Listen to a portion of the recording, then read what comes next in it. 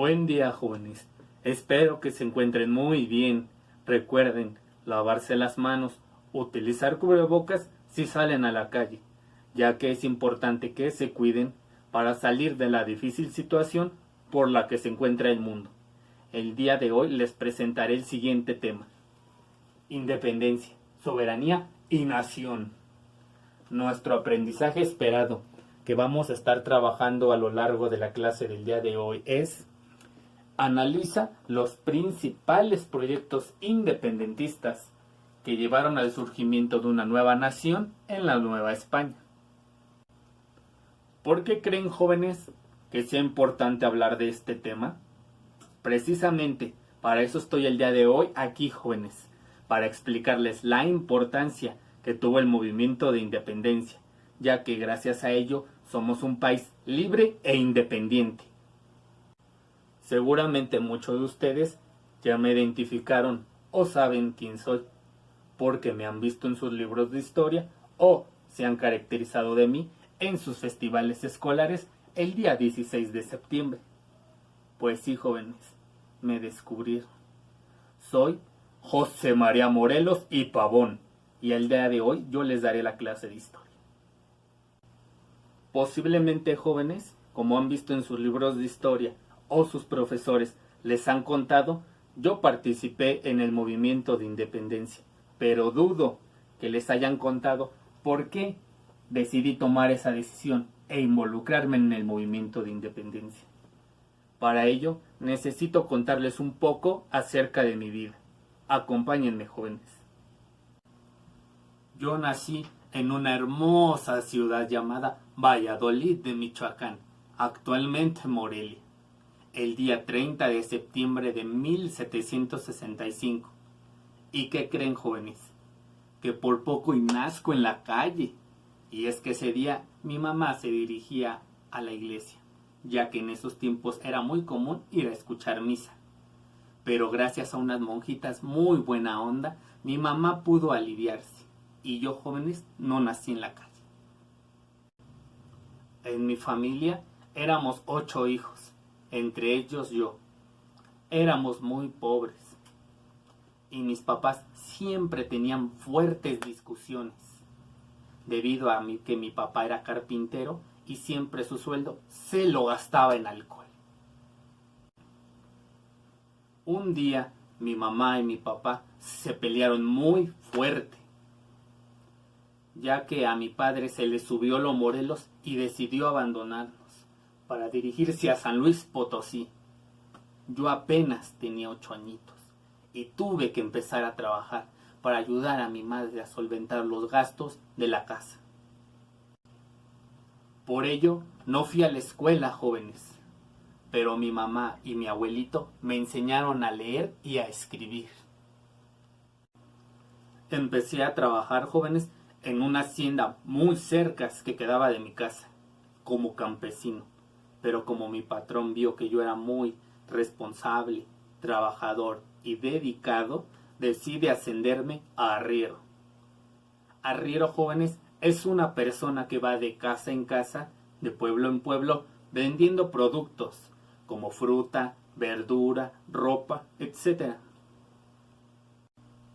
Y así me la pasé, jóvenes, durante un largo tiempo, trabajando como arriero tanto en mi pueblo como en otros lugares. Y un día decido visitar a mi madre en mi hermosa Valladolid. Ella me dice que quiere un trabajo con mayor estabilidad para mí y me recomienda que estudie para sacerdote. Pero yo no quería ser sacerdote, jóvenes, pues yo anhelaba tener una familia, esposa e hijos. Pero ya saben cómo son las mamás, siempre los terminan convenciendo de una u otra manera. Así que ingreso al seminario de San Nicolás en Valladolid, aún no muy convencido de ser sacerdote, pero no es hasta que conozco a mi profesor, el cura don Miguel Hidalgo y Costilla, una persona amable, comprensiva, quien me motiva para seguir formándome como sacerdote. Cuando termino mis estudios, jóvenes, en el seminario de San Nicolás en Valladolid, me dan mi parroquia en Carácuaro. Pero el primer problema que enfrento al llegar a este lugar es que la gente no me tenía confianza, debido a mi cara seria y, según ellos, enojona. Hablo con la gente de mi parroquia y les comento que yo no era enojón, era serio, debido a la vida que me tocó llevar desde los 8 años. Por eso me forjé ese carácter. Y es que yo me tomaba las cosas muy en serio, como la clase de ahorita, jóvenes. Pero no se asusten. Y así la gente me tuvo mucho más confianza. Tiempo después me llega un rumor de que un grupo de personas se estaba levantando en contra del gobierno español. Y yo me quería enterar bien del chisme, jóvenes. Entonces pregunté quién estaba al mando de este grupo y cuál fue mi sorpresa cuando me dicen que era un sacerdote llamado Miguel Hidalgo.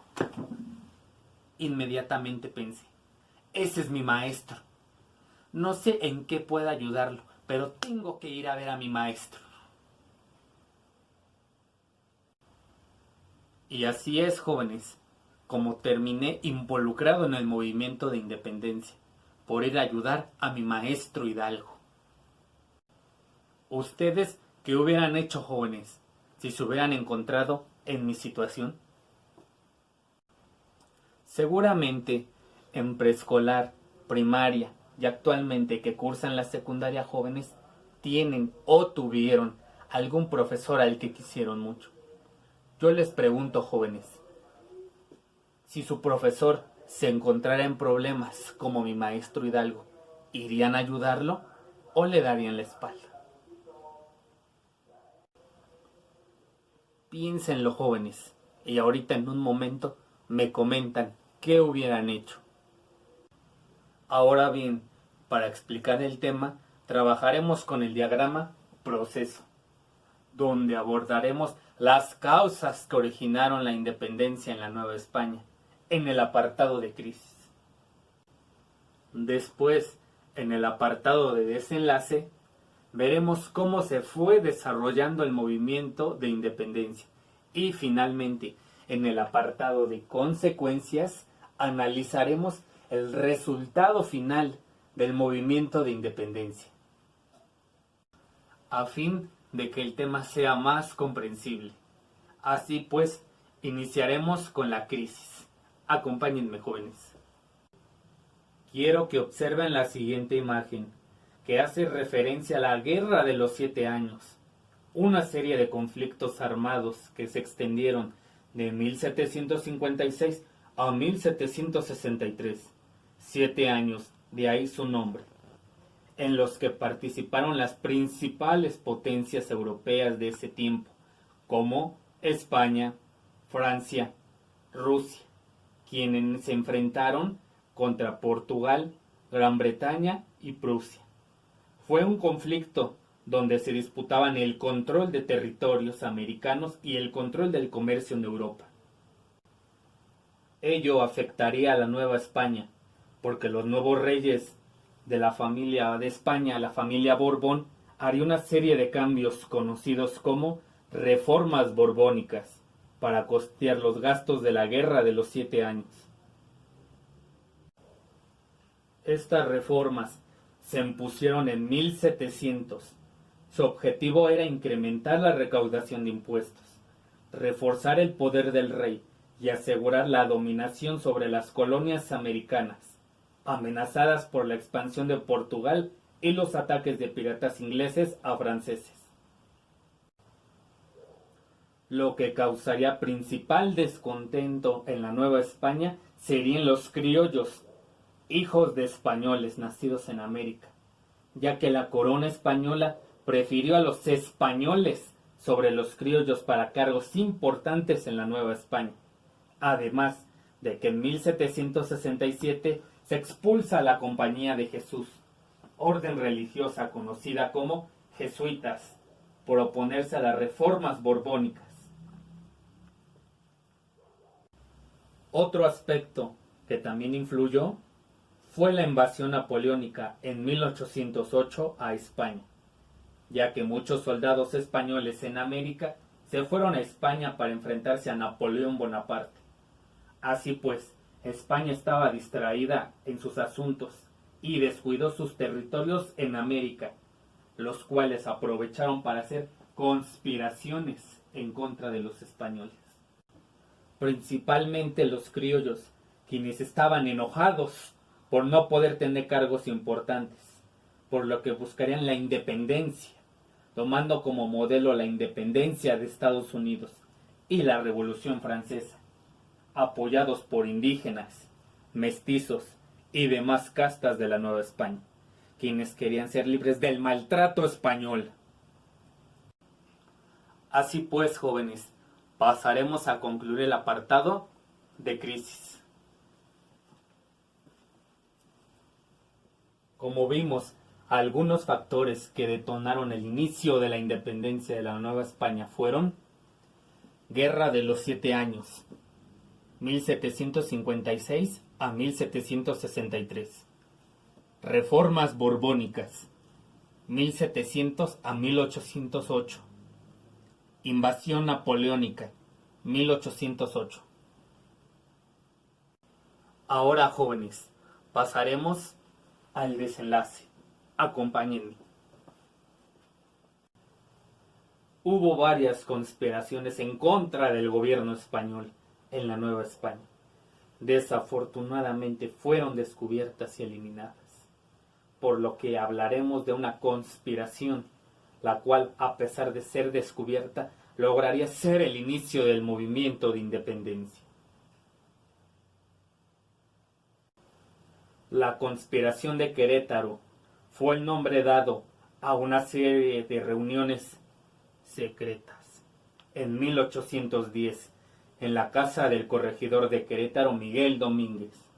Participaron el corregidor de Querétaro y su esposa, Josefa Ortiz de Domínguez, los militares Ignacio Allende, Juan Aldama, Joaquín Arias y el sacerdote Miguel Hidalgo.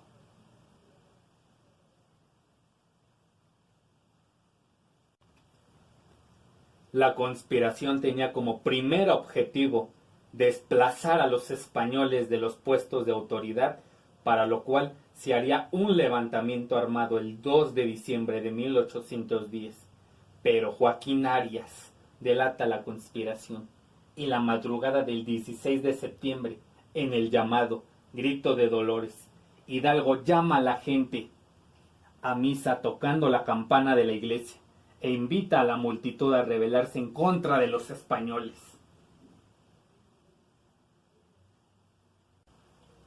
La gente con machetes, palos y demás instrumentos de trabajo se une al movimiento e inicia así la primera etapa de la independencia.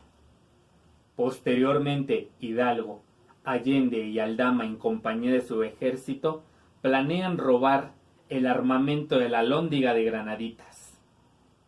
Ganan muchas batallas en contra de los españoles, usando para ello un estandarte con la imagen de la Virgen de Guadalupe.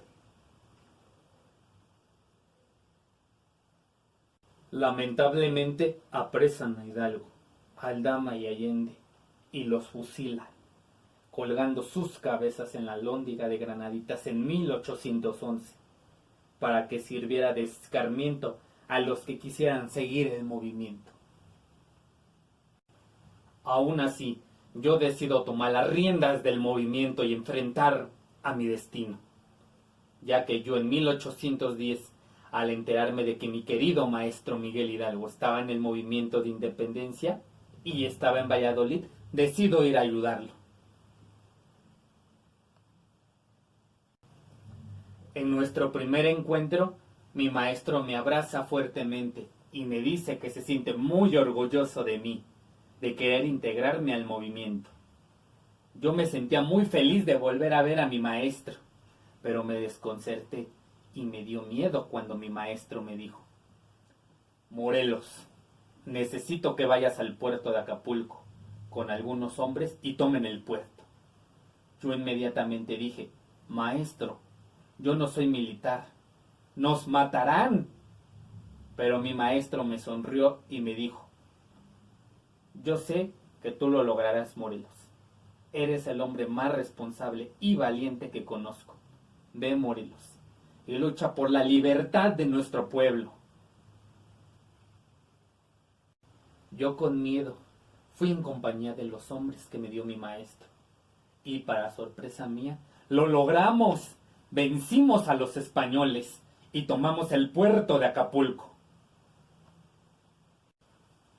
Mi maestro me dijo: si yo algún día muero, tú deberás continuar el movimiento, Morelos. Yo en ese momento no tomé mucha atención a sus palabras, pero cuando él falleció, yo sabía lo que debía hacer. Conmigo al mando, organicé el movimiento, tanto el ejército insurgente como el objetivo de este. En 1813 creo los sentimientos de la nación, los cuales leo en el Congreso de Anáhuac en Chilpancingo, donde lo más importante es que manifiesto que América es libre de España y de cualquier otra nación, así como prohibir la esclavitud. Por eso las personas en el Congreso deciden llamarme Su Alteza Serenísima, pero yo menciono que prefiero que me llamen Siervo de la Nación. Ese día fue el más feliz de mi vida, porque sentí el apoyo de gente que como yo amaba esta tierra y sería capaz de dar la vida por verla libre. Más tarde, este documento serviría de base para la Constitución de Apatzingán en 1814. Conforme fue pasando el tiempo, me apasioné cada vez más por el movimiento de independencia, tanto así que no vivía más que para ello, cumpliendo la promesa que hice a mi maestro Hidalgo. Me convertí en una figura de admiración y respeto. Tanto así que Napoleón Bonaparte un día exclamó: si yo tuviera 5 generales como Morelos, conquistaría el mundo. Desafortunadamente, en 1815, durante una batalla, el ejército español me captura al defender yo a uno de mis hombres. Me hacen un juicio donde me llaman traidor y me excomulgan. Sufrí mucho al saber que iba a morir sin cumplir el sueño de mi maestro Hidalgo, y ahora el mío también, de ver a la Nueva España independiente. Recé mucho, pues sabía lo que me esperaba. Me hicieron 2 juicios, uno político y uno religioso. Sin duda, en el que más sufrí fue el juicio religioso, ya que me denigraron como sacerdote, me azotaron la espalda y me cortaron la yema de los dedos. Al final, decidieron fusilarme el 22 de diciembre, en San Cristóbal de Ecatepec, un lugar alejado de la capital, para que no se armara un levantamiento. En ese tiempo, Ecatepec no era muy conocido. Me han comentado que actualmente sí, porque es un municipio donde hay mucha delincuencia. Pero antes eran otros tiempos. Hoy Ecatepec se volvió conocido gracias porque en ese lugar a mí me mataron. Antes de morir, escribo una carta a mi hijo, Juan Nepomuceno Almonte, que se encontraba en Estados Unidos. Sí, sé que deben estar sorprendidos, pero yo tuve un hijo con una bella mujer llamada Brígida Almonte, de la cual me enamoré. Debido a mi condición de sacerdote, hice pasar a ese hijo como mi sobrino. En la carta le digo la verdad a mi hijo y le menciono que morir es nada cuando la patria muere, y yo he cumplido como debo con mi conciencia y como americano. Dios salve a mi patria, cuya esperanza va conmigo a la tumba. Ya que a pesar de todo lo que sufrí, me sentía muy orgulloso de haber cumplido con la promesa que hice a mi maestro Hidalgo, y bien valía la pena dar mi vida por la libertad de estas tierras. Así fue que con mi propio paliacate el que siempre usé desde niño, no por moda, sino por los fuertes dolores de cabeza que sufría, los cuales se iban al amarrarme la cabeza con el paliacate. Me vendé los ojos y esperé a que los soldados españoles me dispararan y acabaran con mi vida. Después de mi muerte, el movimiento de independencia parecía que había muerto, al igual que yo había muerto, y ya nadie quería continuar. Fueron hombres valientes y decididos como Pedro Moreno, Nicolás Bravo, Guadalupe Victoria, Vicente Guerrero y Francisco Javier Mina, entre otros, los que decidieron continuar en la etapa conocida como resistencia. Sin embargo, el ejército español estaba más fuerte que nunca y parecía imposible poder vencerlos. Es hasta que el criollo y militar Agustín de Iturbide pide entrevistarse con Vicente Guerrero y unir fuerzas para vencer al ejército español, que la Nueva España parecía que por fin sería independiente de los españoles, lo cual se sella en el conocido Abrazo de Acantempan en 1821, donde Vicente Guerrero e Iturbide se unen y forman el ejército trigarante para lograr la independencia. Posteriormente, en la última etapa del movimiento de independencia, llamado como Consumación, se crea el Plan de Iguala, donde se menciona que la Nueva España debía ser libre. Sin embargo, después de varias batallas, no es sino hasta que el virrey Don Juan de Donojú firma en 1821 los Tratados de Córdoba, reconociendo que la Nueva España era independiente.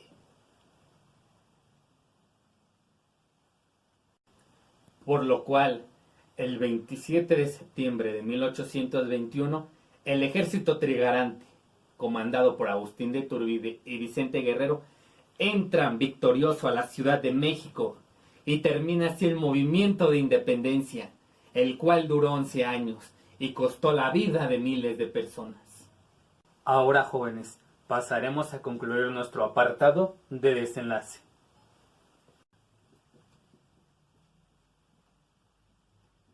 Primera etapa, inicio. Conspiración de Querétaro, Grito de Dolores, 1810, encabezado por Miguel Hidalgo. Fusilamiento, 1811. Sus cabezas se exhiben en la Alhóndiga de Granaditas. Segunda etapa, organización. Yo, José María Morelos y Pavón, continúa el movimiento. Reorganización del ejército insurgente. Yo creé los sentimientos de la nación en 1813. También la Constitución de Apatzingán en 1814. Y me fusilaron en San Cristóbal Ecatepec en 1815. Tercera etapa, resistencia. Desorganización del movimiento. Vicente Guerrero encabeza el movimiento con dificultades. Abrazo de Acatempan, 1821, entre Vicente Guerrero y Agustín de Iturbide. Transformación del ejército insurgente en ejército trigarante. Cuarta etapa, consumación. Firma de los Tratados de Córdoba, 1821. Entrada triunfal del ejército trigarante en la Ciudad de México, 1821. Finalmente, jóvenes, ahora pasaremos a contestar nuestro apartado de consecuencias. Acompáñenme, jóvenes. Gracias a lo anterior explicado, México por fin era una nación independiente. Para festejarlo, Agustín de Iturbide, con Vicente Guerrero, el ejército trigarante y todo el pueblo organizaron un festejo en el Zócalo de la Ciudad de México, donde se comió por primera vez el tan famoso platillo llamado chiles en nogada, el cual está compuesto de chile poblano, crema y granada, pues dicho platillo tenía los colores de la bandera del ejército trigarante, verde, blanco y rojo, que más tarde serían nuestros colores de la bandera. Así fue que se inició una nueva época en el país, llamada México Independiente. A mí me hubiera gustado mucho poder estar el día de la celebración con todo el pueblo. Iturbide, Guerrero, mi maestro Hidalgo, Josefa Ortiz de Domínguez y todos los que participamos en el movimiento de independencia de México.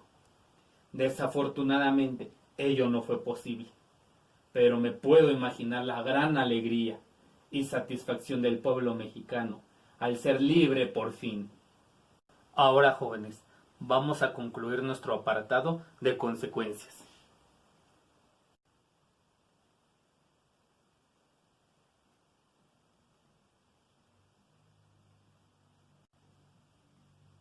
México Independiente.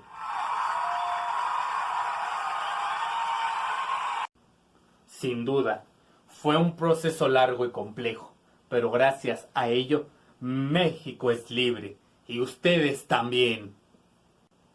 Como dato curioso, quiero contarles un avance tecnológico de esa época. Fue la innovación en el armamento, ya que los fusiles y cañones ahora eran de bronce y no de madera. El armamento usado durante los combates eran una muestra de artillería diseñada en Europa y la que se producía en México. Destaca que los españoles utilizaron armas blancas como lanzas, espadas y dagas, así como armas de fuego que eran traídas de Europa como polvoreras y pistolas de llave de chispa. En cambio, los insurgentes utilizaron armas como el cañón de bacteria, el rifle de avancarga, registrado como el más largo del mundo, que mide 304 centímetros, y las armas blancas que utilizaban los mexicanos, como son espadas, sables, hachas y machetes. Al mismo tiempo, empezaron con el acopio de capellinas, es decir, piedras de bronce, que les sirvieran para fabricación de cañones. Colegiales de minería, matemáticos, hombres con conocimientos básicos en forja, como fue el caso de Rafael Dávalos, Casimiro Schowell, Ramón Fabié, Vicente Valencia y José Mariano Jiménez, fueron reclutados por Hidalgo para estar al frente de factorías improvisadas de armamento. Así los insurgentes se fabricaron espadas, sables, hachas y machetes, pero especialmente se dispusieron a generarse cañones, basándose en manuales de construcción españoles, como las ordenanzas de artillería. Los primeros estuvieron hechos de frascos de azogue, pero llegaron a ser tan defectuosos que algunos les reventaron en la cara al ser detonados. De ahí que mi maestro Hidalgo, Aldama y Allende, con el pueblo, robaron el armamento de la Alhóndiga de Granaditas. Esperando les haya gustado la clase, les dejaré 2 tareas. Ni modo, chicos. Su profesor así lo quiso. Como primera tarea, jóvenes, quiero que respondan en su cuaderno, en 5 renglones, la siguiente pregunta. ¿Cuáles fueron las principales características del desenlace del movimiento de independencia? Recuerden, jóvenes, que habíamos visto que eran... No, jóvenes, no les voy a decir. Piénsenlo. Ahora, jóvenes, como segunda tarea libre, realizarán solamente una de las tareas que se les presenta a continuación. Puede ser un poema, meme, cómic, periódico mural, cartel, maqueta, dramatización o un dibujo, donde expreses la importancia que tuvo Morelos, o sea yo, en el movimiento de independencia. Reflexiona, ¿te hubiera gustado ser Morelos, o sea yo, jóvenes? ¿Sí o no? ¿Y por qué? Por ejemplo, jóvenes, si deciden realizar un dibujo, pueden dibujarme a mí en una hoja en blanco cuando voy a encontrarme con mi maestro Hidalgo, para seguir el movimiento de independencia.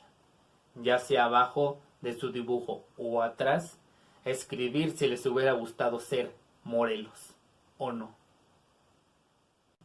Jóvenes, no me queda más que agradecerles a ustedes y a su profesor por acompañarme en este viaje por la historia. Espero en otra ocasión, jóvenes, pueda venir mi maestro Hidalgo, Aldama, Allende, Josefa Ortiz de Domínguez, Guerrero, Iturbide y todos los que participamos en el movimiento de independencia y contarles más a fondo cómo lo vivimos. Y así, jóvenes, vivamos la historia. Y sentirnos, jóvenes, orgullosos de ser mexicanos. Cuídense mucho, jóvenes. Nos vemos hasta la próxima.